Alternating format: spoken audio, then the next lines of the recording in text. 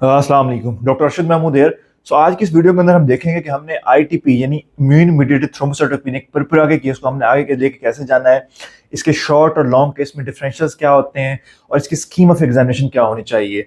एक शॉर्ट सी वीडियो है लेकिन इंशाल्लाह ये आपके केस को कंप्लीट करके डिफाइन कर देगी।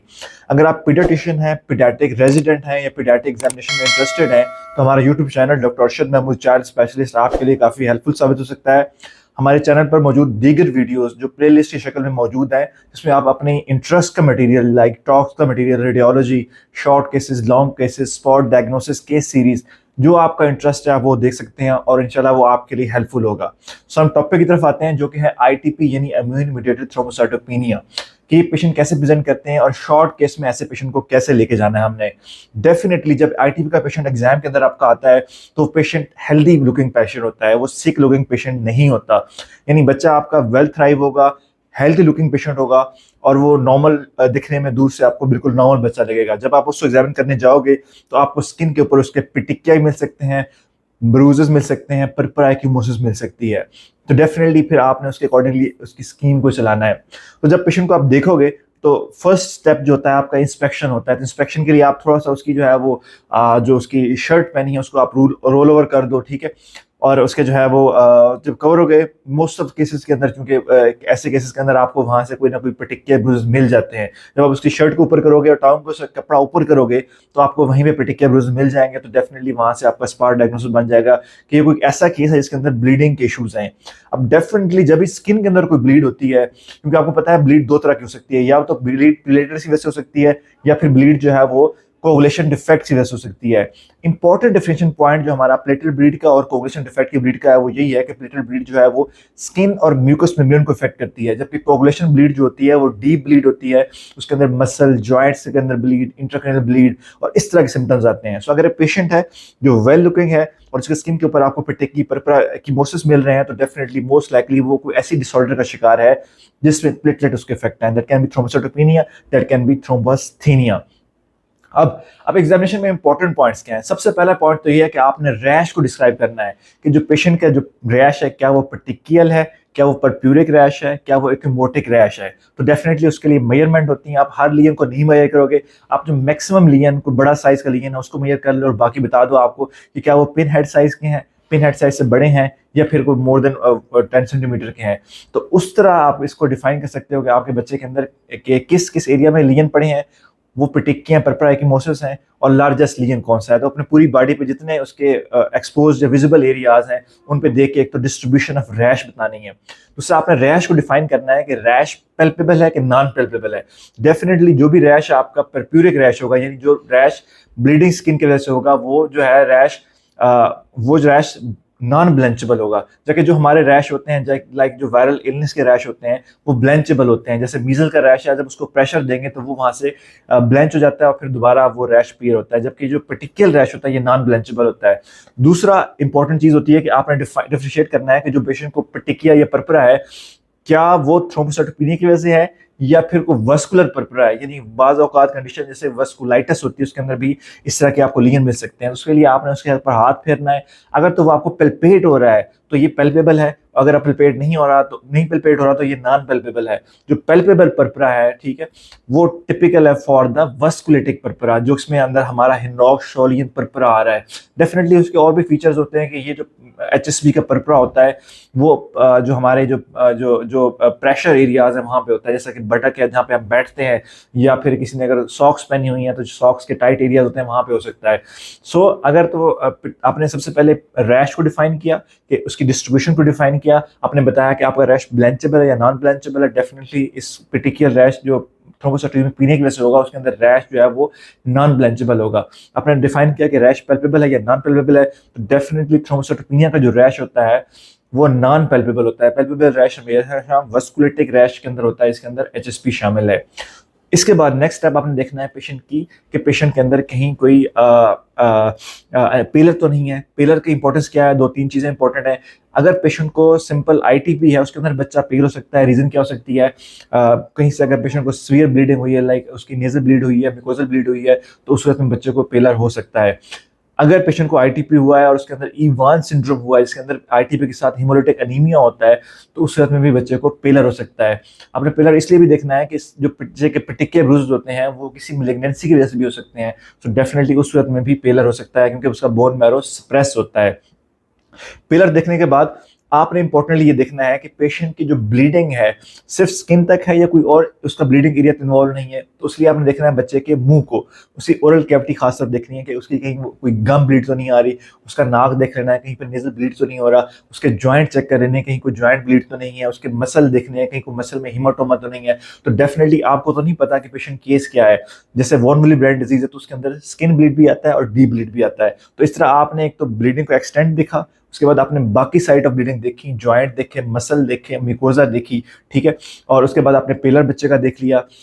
इसके बाद नेक्स्ट आपने क्या करना है, उसके बाद नेक्स्ट आपने जो आपके जो आपने देखना है पेशेंट के अंदर कोई लिम्फोप्रोलिफरेटिव डिसऑर्डर का कोई साइन तो नहीं आ रहा, तो आपने उसके लिवर स्प्लीन चेक कर लेने क्या उसको विज़रोमेगली तो नहीं है, आपने उसके लिम्फ नोड चेक कर लेने क्या उसको लिम्फोडियोपैथी तो नहीं है, क्योंकि एग्जामिनर डेफिनेटली आपसे पूछेगा कि आपके बच्चे के अंदर क्या एएलएल तो नहीं हो सकता, तो आप बताओगे कि पेशेंट के अंदर लिम्फोडियोपैथी नहीं है, कोई विज़रोमेगली नहीं है। आपने बच्चे की बोनी टेंडरनेस चेक करनी है, शिन के ऊपर ज़्यादातर हम चेक करते हैं, बच्चे को शिन के ऊपर दबाते हैं और देखते हैं उसके फेशियल एक्सप्रेशन क्या है। तो डेफिनेटली जो लिम्फोप्रोलिफरेटिव डिसऑर्डर्स हैं like acute lymphoblastic lymphoma, leukaemia, उसके अंदर आपको बोनी टेंडरनेस मिलती है, तो उसको आपने कमेंट करना है। तो इस तरह आपका ये कैटेगरी निकल जाती है। सो आपने सबसे पहले उसका देखा कि बच्चे को ब्लीडिंग है, आपने बताया कि उसकी ब्लीडिंग किस तरह की है, फिर आपने देखा पिलर है कि नहीं, फिर आपने देख लिया उसके कि उसको कोई लिम्फोप्रोलिफरेटिव डिसऑर्डर के साइन तो नहीं आ रहे। अब अगर आपका बच्चा वेल लुकिंग है, एफिब्राइल है, प्लेफुल है और साथ उसको पर्टिकुलर ब्रूजेस हो रहे हैं, उसको कोई पेलर नहीं है, उसको लिम्फोडियोपैथी नहीं है, विज़रोमेगली नहीं है, तो डेफिनेटली आपके माइंड में पिक्चर बन गई कि बच्चा आईटीबी का हो सकता है।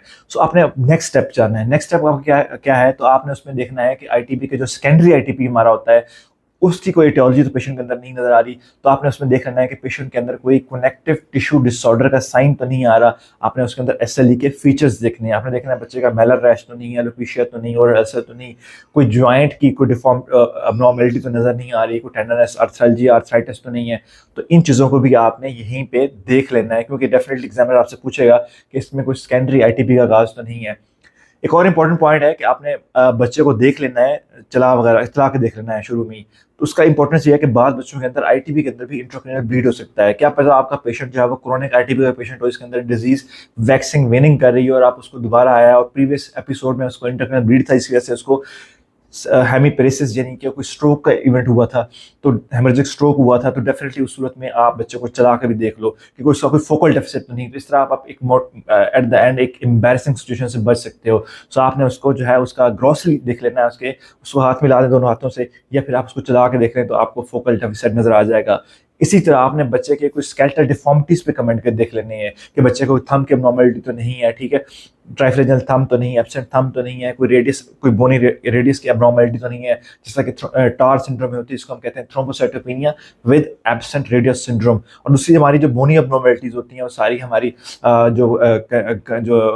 हमारे एप्लास्टिक एनीमिया जैसे कि फेनकल एनीमिया उसके अंदर आती हैं, तो इसके पे भी आपने जरूर कमेंट करना है। तो इस तरह आपका एग्जामिनेशन कंप्लीट हो जाएगा। मैं दोबारा रिवाइज करता हूँ। सबसे पहले आपने पेशेंट का जो है एक जनरल लुक देखी उसकी कि आपका बच्चा प्लेफुल एक्टिव एफेब्राइल है, तो डेफिनेटली आईटीबी की तरफ सिनेरियो जाता है। आपने बच्चे के स्किन की ब्लीड देखी कि उसके क्या है, पिटिकियां, ब्रूसेस, पर्परा है, क्या वो ब्लेंचेबल है या ना ब्लेंचेबल है, क्या वो पेल्पेबल है या नहीं पेल्पेबल, आपने उनका एक्सटेंट देख लिया। उसके बाद आपने ब्लीडिंग अदर साइड्स पे देख ली, क्या उसको म्यूकोजल ब्लीड तो नहीं है, क्या उसको एपिस्टेक्सिस तो नहीं हो रहा, क्या उसके जॉइंट ब्लीड तो नहीं है, क्या उसके मसल ब्लीड तो नहीं है।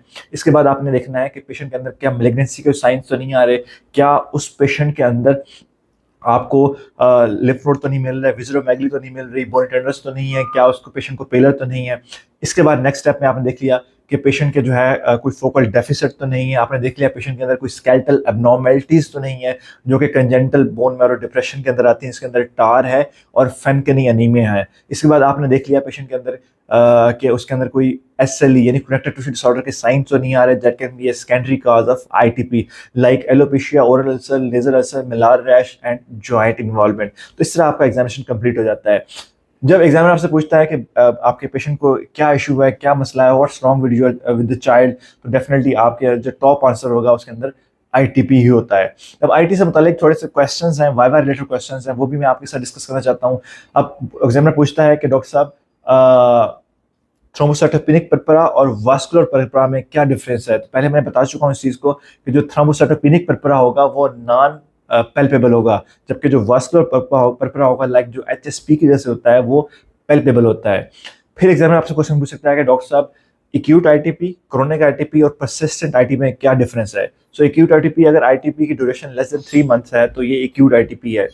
अगर आईटीपी की जो ड्यूरेशन है वो 3 मंथ्स टू 1 ईयर है तो ये परसिस्टेंट आईटीपी है। अगर आईटीपी की ड्यूरेशन जो है वो मोर देन 1 ईयर है तो ये क्रोनिक आईटीपी है। तो ये आपको पता होना चाहिए।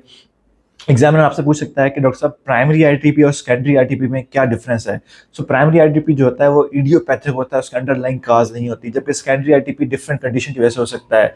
फॉर एग्जांपल, अगर पेशेंट को कोई अंडरलाइंग कनेक्टिव टिश्यू डिसऑर्डर है, लाइक उसको SLE है या मिक्स कनेक्टिव टिश्यू डिजीज है, तो उस पेशेंट के अंदर भी आईटीपी हो सकता है। एक पेशेंट जिसको इम्यूनो डिफिशिएंसी है, खासतौर पर कॉमन वेरिएबल इम्यूनो डिफिशिएंसी जिसको हम CVID कहते हैं, उस पेशेंट को भी आईटीपी हो सकता है। एक पेशेंट जिसको HIV है तो उस पेशेंट को भी आईटीपी हो सकता है। इस सिनेरियो में जो आईटीपी होगा उसको हम सेकेंडरी आईटीपी कहते हैं। अब एग्जामिनर आपसे पूछ सकता है कि डॉक्टर साहब आईटीपी के अंदर जो है उसकी सेवेरिटी को कैसे क्लासिफाई करते हैं। तो आईटीपी की जो क्लिनिकल सेवेरिटी है उसको हम 4 ग्रेड्स में डिवाइड करते हैं। जो फर्स्ट ग्रेड है उसके अंदर पेशेंट को जो है वो सिम्टम्स नहीं होते, सिर्फ प्लेटलेट काउंट उसका कम होगा। जो सेकंड ग्रेड है उसके अंदर पेशेंट को माइल्ड सिम्टम्स होते हैं, उसको माइल्ड कोई स्किन के पेटिकुलर ब्रूजेस हो सकते हैं, माइल्ड एपिस्टेक्सिस हो सकता है।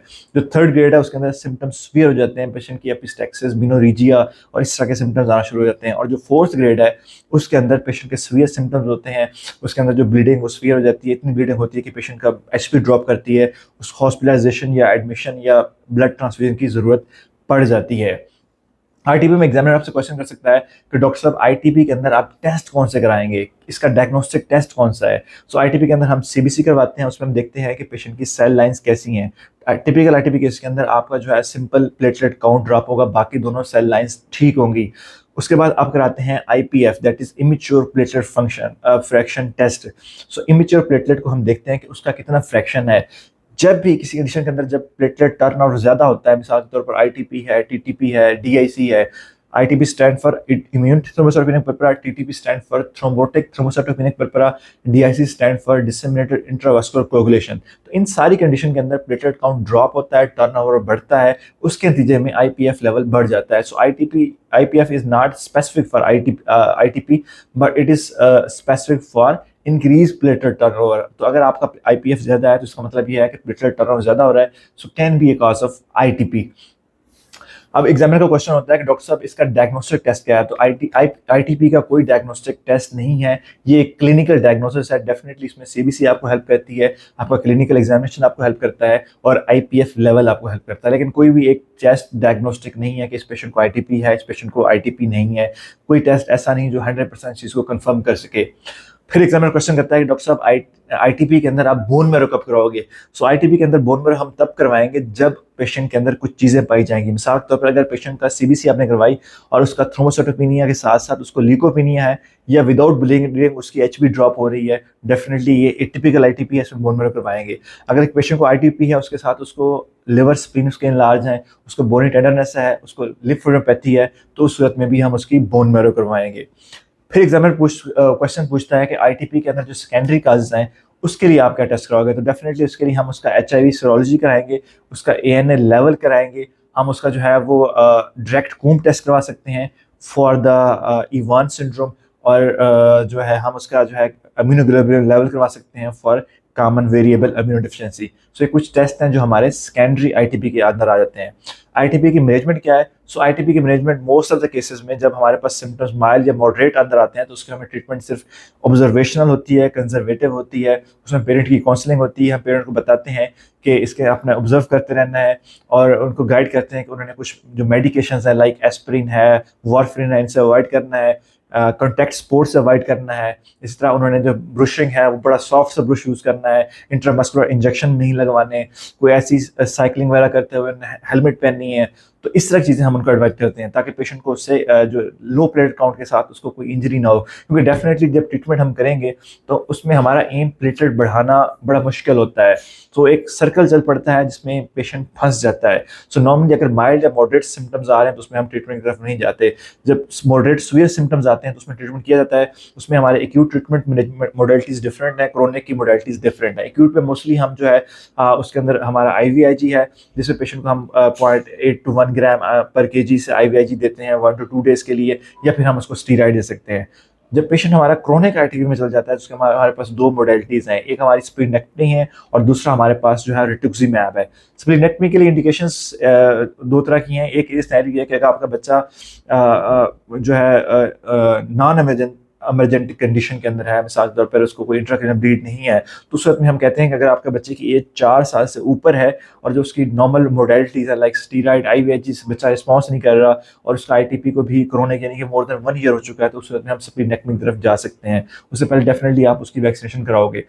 दूसरी मोडेलिटी ये है कि अगर बच्चा आपका कोई क्रिटिकली सिक हो गया है, उसको इंट्राक्रेनियल ब्लीड हो गया है, तो उस वक्त में तो आप रैपिडली प्रोग्रेस करते हो। आप उसको प्लेटलेट भी लगाओगे, उसको IVIG दोगे, उसको स्टीरॉइड्स भी दोगे और साथ में आप उसको जो है वो न्यूरोसर्जरी और जनरल सर्जन से कंसल्ट करोगे रिगार्डिंग इंट्राक्रेनियल ब्लीड की मैनेजमेंट के लिए न्यूरोसर्जन से, और जनरल सर्जन से रिगार्डिंग स्प्लीनेक्टमी की। सो ये इंपॉर्टेंट एक ओवरव्यू है ITP केस का। अगर आप इस सारे को डिटेल में देख लें तो इंशाल्लाह आपका शॉर्ट और लॉन्ग केस इससे सॉल्व हो जाएगा।